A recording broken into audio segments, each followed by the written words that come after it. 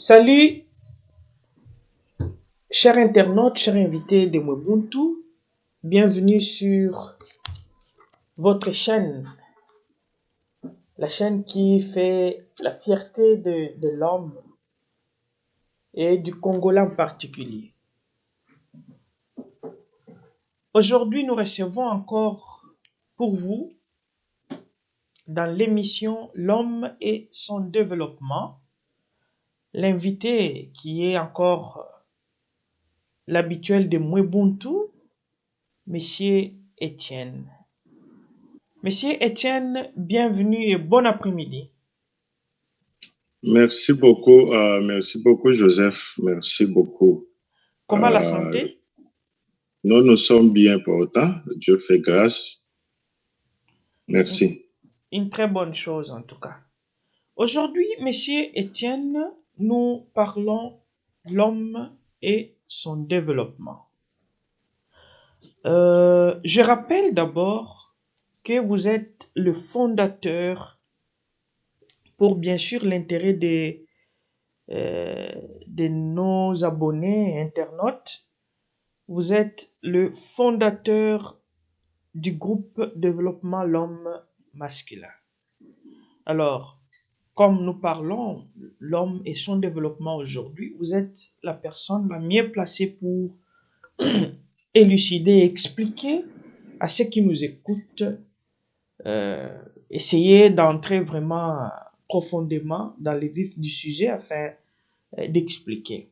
Alors, Monsieur Étienne, comme vous allez bien, comment évoluent vos activités, le groupe en tant que fondateur, tout va bien?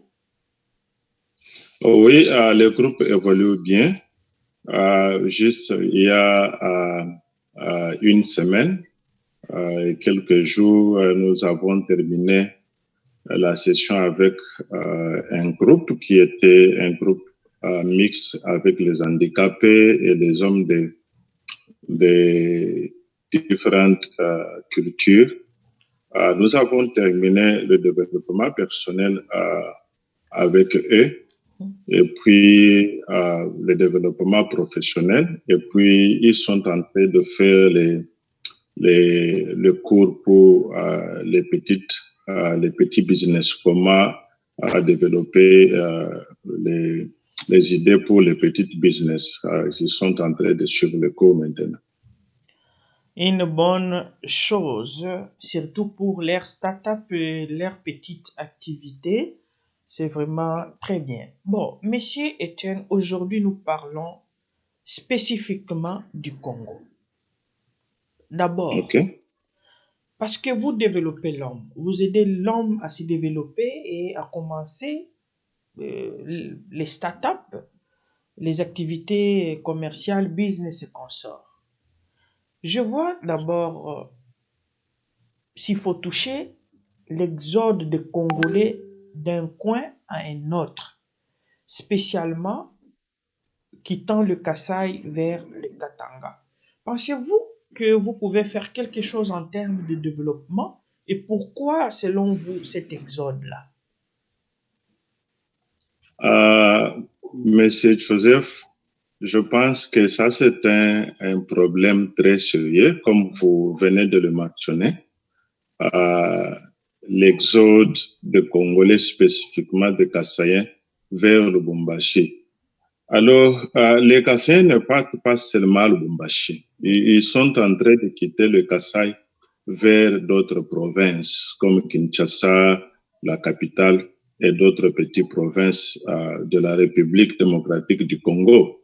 Alors, en laissant le Kasaï vide. Alors, et surtout ceux qui sont en train de se déplacer ou bien de quitter le Kasaï, ce sont les hommes. Alors, il y a là une question à se poser. Qu'est-ce qui se passe? Et comme vous m'avez même demandé, selon moi, pourquoi cet exode? Oui. Alors, ce que je comprends, il y a quelque chose, il y a un concept que les Kassaïens n'ont pas compris. Et puis, beaucoup de gens n'ont pas compris. Les Kassaïens, pour le moment, comme vous avez constaté cet exode, ils sont dans un état de traumatisme collectif. Un traumatisme collectif, c'est un phénomène qui affecte un groupe de gens, ou ça peut affecter un petit groupe de gens, comme la famille, ou bien ça peut aussi affecter les organisations, les industries, les compagnies. Alors, les Kassaïens sont dans cet état de traumatisme collectif. Et d'où ça vient? C'est parce qu'ils étaient exposés à une situation que nous pouvons dire, on considérait les Djamma comme la meilleure ressource de revenus et de développement au Kasaï. La mine est par terre, Oui. la production de Djamma artisanale est par terre. Il n'y a pas de petites mines. Il n'y a pas de petites mines comme nous pouvons nous constater que le Crézer allait chercher les Djamma, vendre, et puis il y a les trafiquants. Toutes ces activités-là sont par terre parce que les Djamma même ne se voient pas comme d'habitude encore.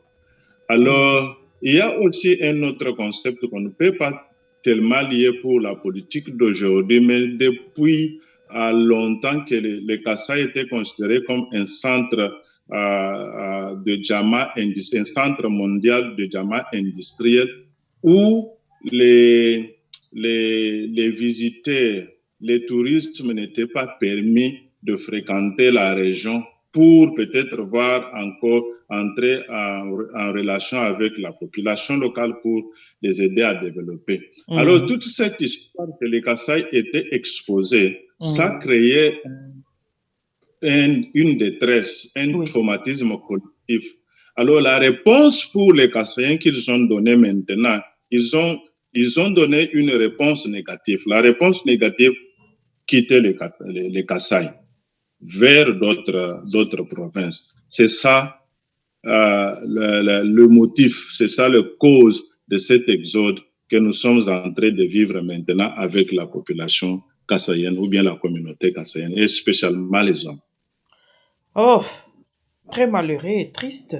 Et selon vous, spécialistes en matière de développement de l'homme, surtout masculin, parce que vous en êtes le fondateur et vous avez aidé ici à l'étranger beaucoup. Pensez-vous avoir aussi une stratégie rapidement à pouvoir apporter pour aider ceux qui quittent un coin vers un autre, à pouvoir rester chez eux et développer chez eux? Avez-vous une stratégie comme ça? Monsieur Joseph, comme nous travaillons avec les hommes, nous les aidons à se développer. Oui. Premièrement, à développer l'individu homme. Okay. Alors, les Kassaïens, les stratégies sont là.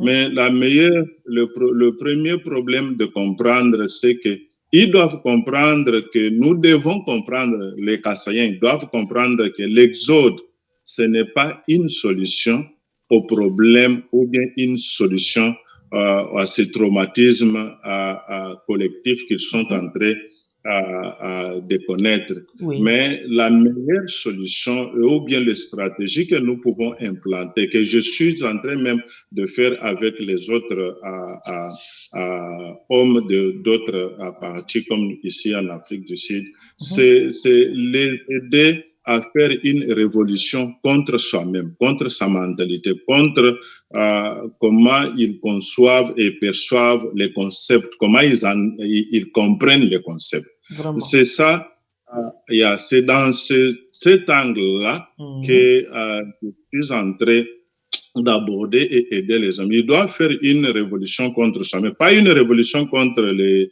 responsables des partis politiques ou les gouvernements, non, une révolution contre soi-même.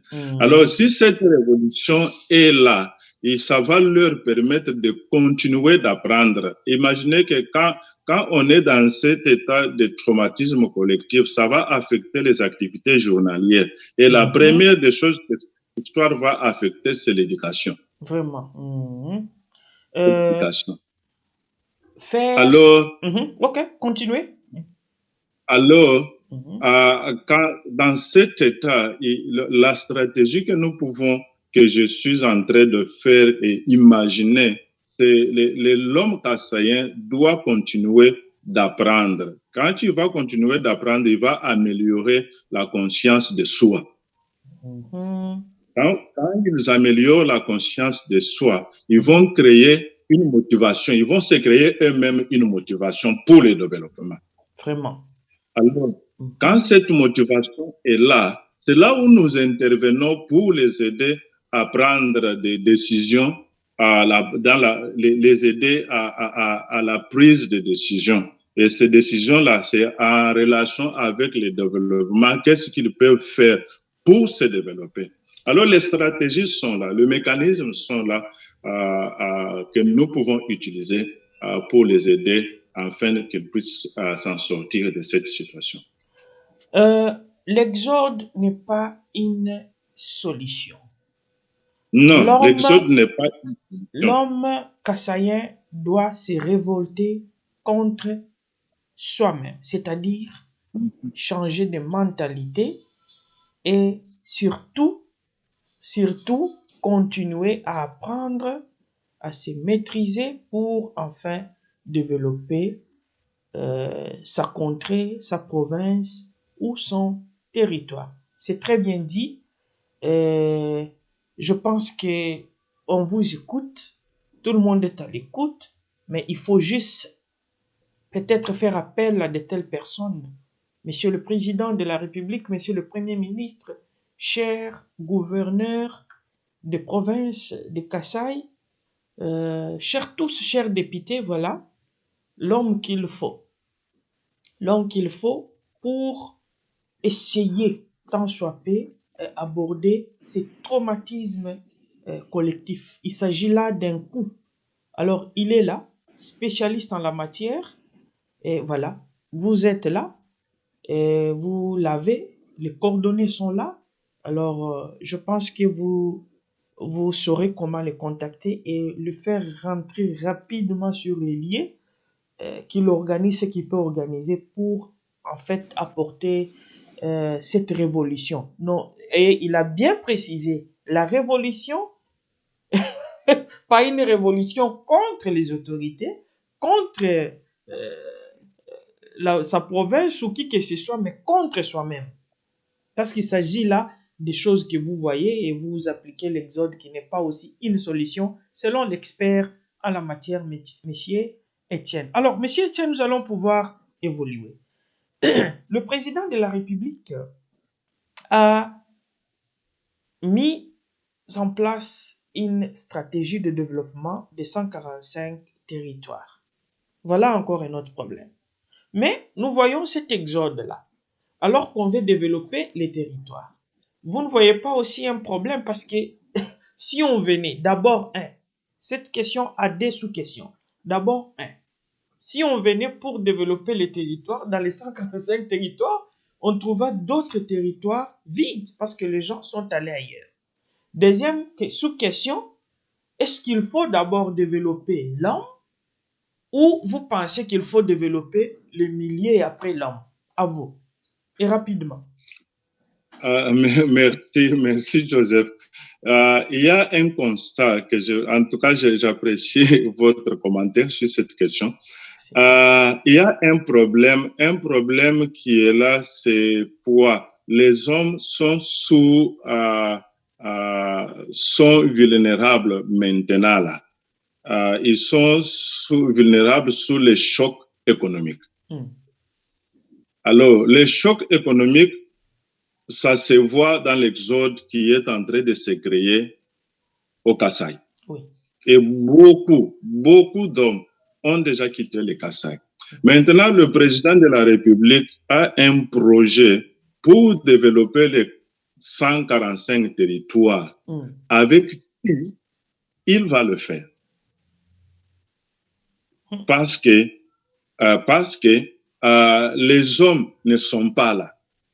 Les gens qui peuvent l'aider, ils ne sont pas là. Au Kasaï, nous prenons l'exemple de Kasaï, pas de d'autres provinces du Congo, mais le Kasaï. Les hommes sont en train de quitter. Ils sont en train de quitter à cause de ce traumatisme et ils se sont trouvés qu'ils sont vulnérables au choc économique au Kasaï parce qu'ils voient que les Kasaï ne peuvent pas se développer tant que les diamants ne se produisent pas encore, tant que les mines de diamants n'existent pas encore. Vraiment. Alors, mais il y a seulement les mines de diamants. Et aussi, il y a seulement les creuseurs quand ils vont créer et chercher les diamants et amener les capitaux dans la province. Non. Mon problème dans cette situation et dans ces cas, c'est organiser les cercles de solidarité. Ça, c'est ce que je pense. Les cercles de solidarité, c'est un processus de traitement.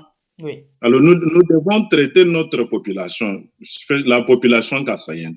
Organiser ce cercle de solidarité, un processus de traitement qui comprend les chefs coutumiers, qui comprend les chefs de responsables locaux, qui comprend les chefs de famille, qui comprend les responsables des organisations, parce que c'est un processus que nous sommes aussi en train de faire ici avec d'autres ONG et d'autres organisations, et voir comment enlever cette histoire de traumatisme qui a affecté aussi les professionnels. Et quand ça affecte les professionnels, Joseph, dis-moi, quand on vous donne 75 millions aujourd'hui et que tu es vulnérable au choc économique, est-ce que vous allez développer votre contrée? Vous allez développer votre province? Vous allez d'abord chercher à atténuer les chocs. Effectivement. Parce que vous êtes vulnérable. Proposez mais quelque chose. Meilleure... S'il vous plaît, proposez quelque chose. C'est très important. On vous suit et on doit comprendre. Il y a un problème. L'argent est là. J'ai un problème de famille, un traumatisme, un problème économique. Et on me dit développer les territoires. Voilà. Alors, qu'est-ce que vous pensez? Qu'il fallait d'abord commencer par corriger ça et comment? Et on les fait les deux au même moment? Je ne sais pas. Non, Joseph, nous commençons par avoir un traitement, corriger les chocs, Vraiment. enlever les gens dans le traumatisme collectif, les faire comprendre que nous pouvons faire quelque chose si on continue de se soutenir. Alors, cette approche du cercle de solidarité, un processus qui peut nous aider et qui aide beaucoup à sortir dans cette situation-là. Maintenant, quand la personne comprend la conscience, on aide les organismes, on aide les entreprises, on aide les responsables des familles, on aide les chefs coutumiers, on aide les chefs de quartier, on aide les employés dans une société étatique ou bien privée. Quand ils ont cette mentalité, quand on lave cette mentalité de traumatisme, de réponse négative contre les traumatismes collectifs ou bien individuels, à ce moment-là, la personne, lorsqu'il a l'argent dans ses mains, parce que le cercle de solidarité nous aide à comprendre les besoins de la communauté, le besoin individuel, le besoin de l'organisation, les besoins de l'entreprise. Et quand nous arrivons à comprendre ces besoins-là et comprendre aussi les risques de traumatisme collectif que ces gens ont été exposés, à ce moment-là, nous viendrons avec des solutions durables qui peuvent nous aider à amener de petits résultats. Quand je dis des petits résultats, on commence par petits pas pour arriver au grand pas. Donc, contribuer bien sûr, tant soit peu, pour atténuer les risques avant le développement. Donc, Monsieur Etienne n'a pas demandé d'argent, qu'on lui donne lui l'argent pour qu'il puisse... Non, il dit bien, alors, si je suis sollicité ou si ces services sont sollicités sur terrain, c'est d'abord traiter ces chocs, ces traumatismes ensemble avec la communauté. Et lorsqu'il y a des projets de développement, ces choses-là peuvent alors s'écouler, comme on dit en anglais, smoothly. Donc, très bien, sans qu'il y ait beaucoup de risques de détournement, de vol, par rapport à ces traumatismes qu'on sort. Je pense que le message est très bien capté, monsieur Étienne. Mais une petite question juste de curiosité. Estimant ce que vous êtes sollicité par le gouvernement, par la province ou les deux provinces, je ne sais pas moi combien de provinces dans les Grands Kasaï, aujourd'hui les provinces vous sollicitent dans le Kasaï pour essayer de commencer avec ces traitements-là, afin que les hommes ne puissent plus fuir les milliers, aider tant soit peu comment vous pouvez soigner cette maladie-là, ces traumatismes. Avez-vous un plan? Comment vous allez vous diviser pour vous étaler dans toutes les provinces? Vous savez, le Kasaï, ce n'est plus les deux Kasaï. Il y a, je pense, l'Omami, il y a, je ne sais pas moi, du côté Cabinda là-bas, il y a les Lusambo, il y a Kasaï central, il y a Kasaï. Il y a beaucoup, je n'ai pas vraiment de précision.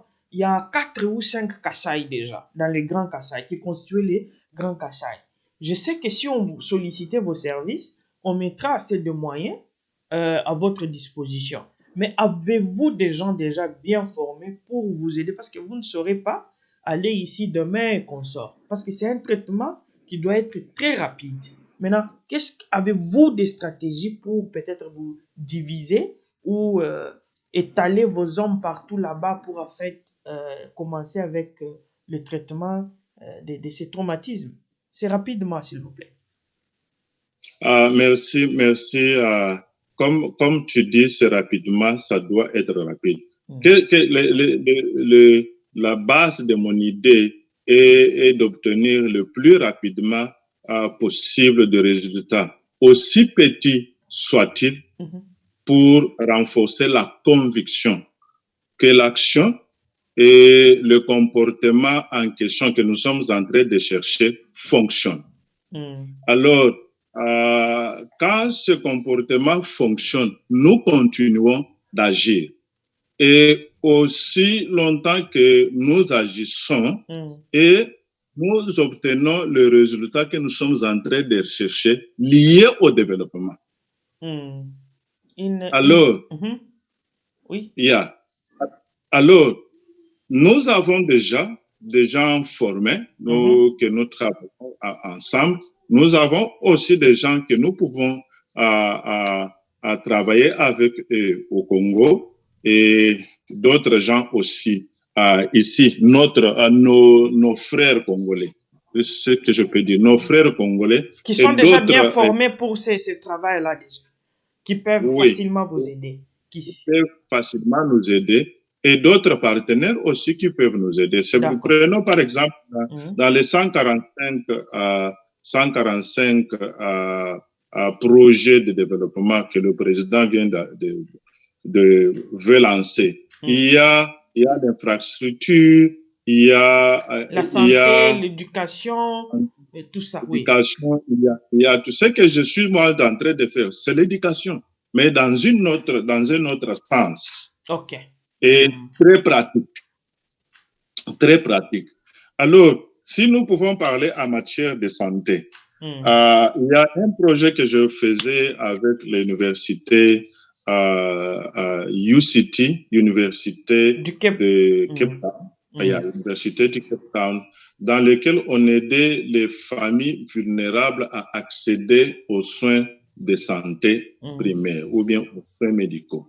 Alors, ce projet, nous avons fait avec UCT, avec des docteurs britanniques, et ça nous a même donné l'intention de conduire le même projet au Congo. Comme nous savons qu'au Congo, beaucoup d'hôpitaux sont privés. L'État n'a pas des hôpitaux. Il n'a pas d'hôpitaux publics où les gens peuvent aller se soigner facilement. Alors, nous sommes en train de... les documents sont déjà presque à la fin et nous pouvons descendre avec les docteurs britanniques pour aider notre population locale, leur donner le moyen d'accéder aux soins. Parce que les soins sont très importants, ils sont chers chez nous. Alors, les aider à accéder aux soins. Et à accéder aussi aux ressources économiques. Alors, vous comprenez les choses comme ça. Ce n'est pas les choses que nous dormons, nous réveillons le matin, nous disons non, on peut faire. Non, il y a déjà des plans, déjà planifiés et organisés. Alors, mon souci et mon point focal, c'est d'abord à travailler sur la croyance des gens, parce qu'avec la croyance, nous voyons la croyance, nous avons du potentiel, nous avions l'action, nous avons le résultat, et ce cycle de mécanismes va nous aider à avoir des résultats, même petits. Il y a quelque chose là où on dit un petit groupe de gens qui se réunissent et ils font des petites choses, ils peuvent développer ou bien changer le monde. Alors, si nous réunissons, nous faisons des petites choses, et de petites choses vont nous donner des petits résultats. Alors, ces petits résultats, aussi longtemps que nous continuons de faire les actions, nous allons aboutir à un développement, et spécialement de notre coin du Kasaï oriental.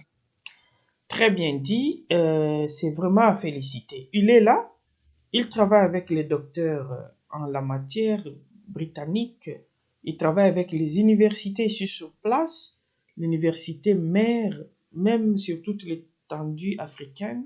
C'est la première université, l'université du Cape. Donc il a de l'expertise. Chers Congolais, chers gouvernants, il est là, c'est Monsieur Étienne.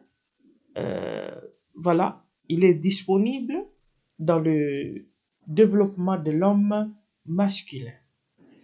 Veuillez contacter Monsieur Étienne, il peut vraiment aider à traiter nos frères, les Congolais qui quittent d'un coin vers un autre. Ce n'est pas seulement les Kasaï, mais il y a des Congolais qui quittent Kinshasa vers d'autres provinces ou de l'est du pays. Face à ces traumatismes, ils peuvent véritablement aider, assister, soigner et montrer que l'exode, surtout du Kasaï ou des Kasaï vers le Katanga, n'était pas une solution. Ce n'est pas une solution. Alors, il peut aider, il peut assister. Comment vraiment freiner cette histoire, décourager cette histoire, encourager les hommes à bien pouvoir rester chez eux et développer leur contrée. Monsieur Étienne, vous avez bien expliqué et je pense que le gouvernant vous écoute et d'ici là, vous serez contacté. Avez-vous un mot parce que nous allons pouvoir terminer cette émission aujourd'hui ici, mais il y a beaucoup à dire. Vous serez encore l'invité pour continuer avec d'autres questions que nous avons. En tout cas, beaucoup de questions. Mais avez-vous un mot à dire aux Kassaïens, aux Congolais, Kassaïens qui quittent et au gouvernement rapidement avant que nous puissions mettre fin à cette émission d'aujourd'hui? À vous. Le petit mot que je peux dire à nos frères Kassaïens, c'est dire que nous avons du potentiel et nous pouvons développer notre capacité et développer notre province du Kasaï oriental. Alors, le temps n'est pas encore fini, le temps est encore là, nous sommes disponibles pour vous aider. Et puis, au gouvernement, je demande au gouvernement aussi de nous faire confiance. S'ils peuvent nous donner une opportunité d'aider les Congolais en général, pas seulement les Congolais du Kasaï, qui sont en train d'immigrer vers le Katanga, mais les Congolais en général, nous pouvons aider et nous pouvons assister dans de différents champs d'action en santé, au développement communautaire. Nous pouvons contribuer à cela. Alors, mes bras sont ouverts pour accueillir n'importe quel appel venant du gouvernement et nous pouvons travailler ensemble pour développer notre pays. Et j'encourage ce que le gouvernement aussi est en train de faire pour le moment. Penser au territoire, ça c'est une chose de très importante.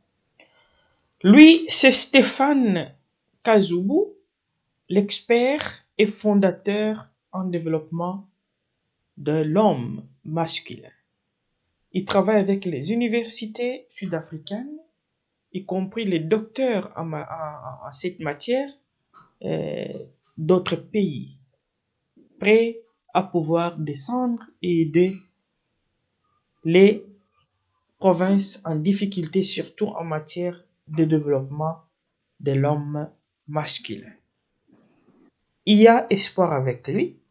Cher gouvernant, il est là. À vous, et vous connaissez ce qu'il faut faire. Monsieur Étienne, nous vous disons merci d'être avec nous et d'avoir répondu à notre invitation d'aujourd'hui. C'est par ici où nous mettons fin à cette émission. Vous serez encore l'invité parce qu'il s'agit, c'est un sujet vraiment piquant que nous avons encore besoin de pouvoir développer profondément pour l'intérêt de notre pays, l'intérêt de l'Afrique, l'intérêt du monde. Merci beaucoup. Passez de très bons moments chez vous. À très bientôt.